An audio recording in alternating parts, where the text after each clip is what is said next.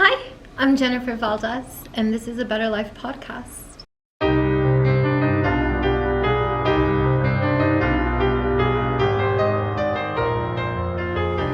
So funny story, and this started in like 9th grade. I'm kind of like a nerd, right? Like I love reading, I love writing. So there was a particular word, never. And so I focused on the word never, and I was like, never, like don't say never to me. And then all of a sudden it's like the universe chimed in and heard, and there's this song, it's like an 80s song, and it's like, never say never. I don't really remember.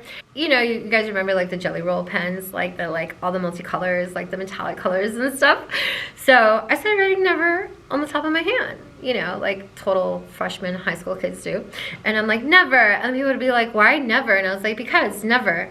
Like never everything. Like ever everything. Like never is definitely a word that describes me, because never will you hear me say I can't do it.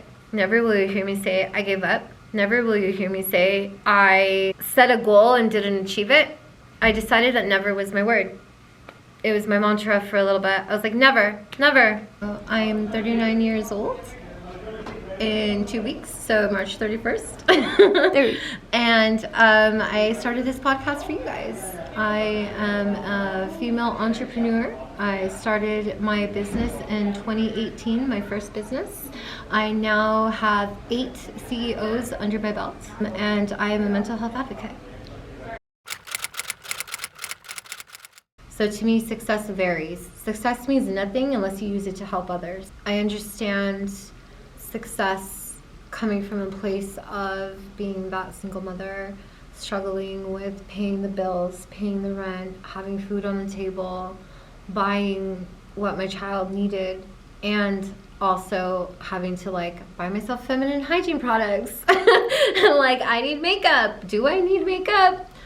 So I understand that. And I also understand the level of success of becoming the successful entrepreneur and getting to a point in life where I could be on my phone anywhere in the world, and that's my office.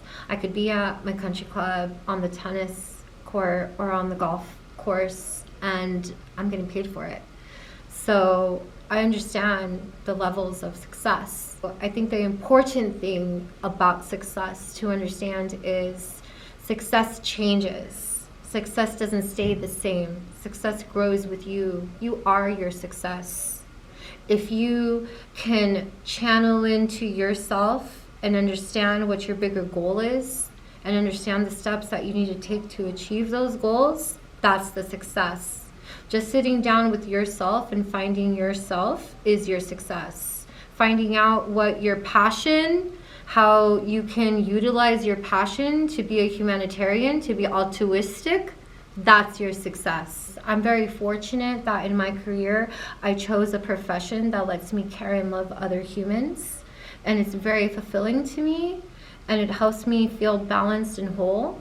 That's my success. Initially, my career, I felt, was a success.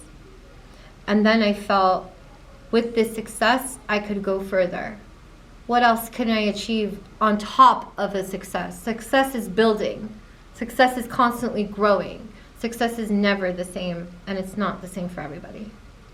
Started talking to other women, other successful women, other entrepreneur women, and I started being like, hey, you know what? So very intimate with them, I'm going through this right now.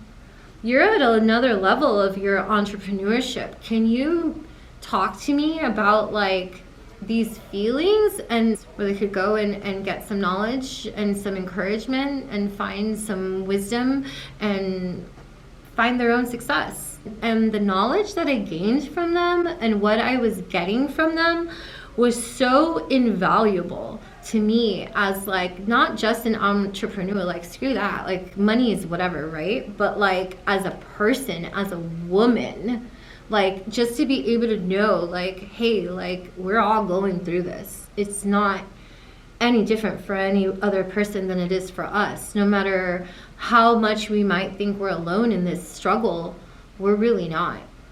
Drive through to your own success, because isn't this what everything is about? Why are you here if not that you want to better yourself?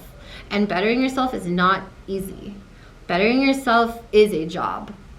Everybody wants to say it's a lifestyle change, but it is a lifestyle change. It's also very much a mental change. Your mental is everything. Your mental is number one. And that's why I advocate for mental health. But it's up to you to decide what road you want to take ultimately. And although it might be good advice for someone else, it's not exactly your advice. Or maybe it just is. Listen to your self, your gut, your brain, your heart. I mean, they say the soul is actually capable of being measured when the human passes. You're at a certain weight, and then all of a sudden you're lowered in weight. What is that? Lapse of energy? What is energy? What is your energy? So I felt like starting from Gen to Generations, a Better Life podcast, and all the other things I'm doing, because I realized that I wasn't alone, that there is a lot of women out there, a lot of people out there going through the same struggles, the same hardships, having to face and fight the same world and the same demons. I mean, they're all different for all of us, but they come down to the same. It's really you versus the world. I got super angry and sad. I was like mad sad. I was like, what the F is going on? Like, something is not right? Because like, even though I fought so hard and I tried so hard and I did achieve these goals, I still felt like I wasn't good enough.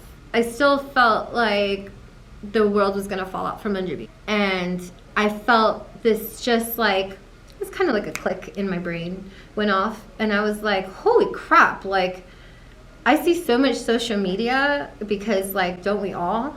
And wouldn't it be cool if there was like a place for girls, gothic girls, whatever, Latinas, whatever, that were feeling this way, that felt like, hey, like I can't, or I won't be able to, or this hurts too much, or whatever the case is. Like, I felt like it could be a safe space. So I have the best story for turning a negative story into a positive story. Imagine being a homeless 17-year-old girl and just finding out you're pregnant. Oh my God. It can't get much worse than that, right? You would imagine. I mean, I'm sure there's a lot worse, but this is my story. The positive was everything. Positive was my light. The negative was my fear. My feelings of incompetence, my feelings of not being good enough, my feelings of failure. The focus was never on me anymore. The focus was now on this living thing, I don't even know the sex yet, growing inside of me, that I was now responsible for, that I now had to love and nurture and provide for. That was my turning point. That was when I realized that I had a certain power within me. And I think it's also a calling as a woman.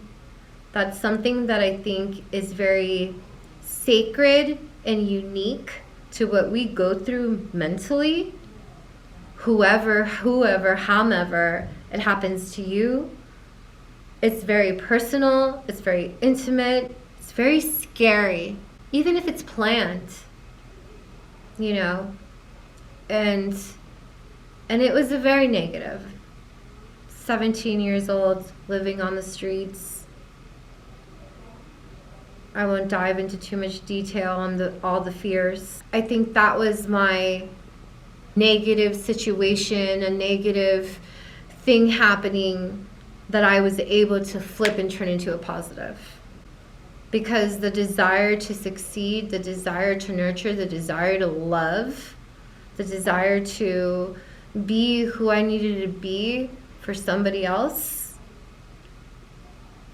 well, that was everything.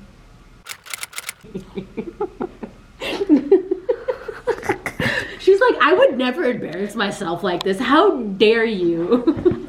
Levels. Levels of people, guys. Well, I mean, we're all unscripted. We're all living a life unscripted. Nobody has a blueprint or a handbook on how you're going to live your life. And my advice is don't take advice.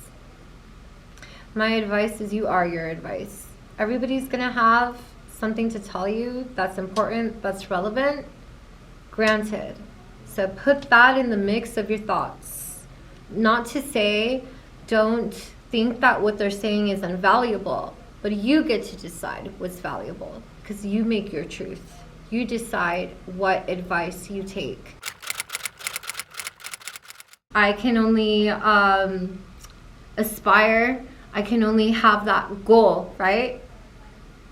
I can have that goal that what I have to say is important and will be helpful and will guide you. But my story, my background is a very hard one. It's a long story. Tune in for the book later. It's actually a lot of struggle, a lot of sacrifice, a lot of heartache, a lot of pain. We're talking like ripping flesh off the bone. That I've become very successful through my pain and my strife. And I've learned how to take that pain and turn it into fuel to succeed. And I believe that if other people can be elevated to understand that you need to just turn that pain into your power, all the negative energy, all the negative people, every time you were beaten down, told you were nothing, told it was a dream, told you weren't going to be able to do it. I'm just proof that you can put your fingers up in the air and say, yeah, no, like, I am my own person. I make my own destiny. And if I can help just one person or one little girl understand that within her soul, that you are the master of your destiny, you and your creator, then I've done something. I think I gained confidence as a business owner because I came into the industry that I decided to specialize in already having prior education, knowledge, and experience. I spent the bulk of my early adulthood focusing on what I needed to know in order to keep excelling in the medical field. We call it a ladder. So there's a nursing ladder. So I actually focused on the nursing ladder.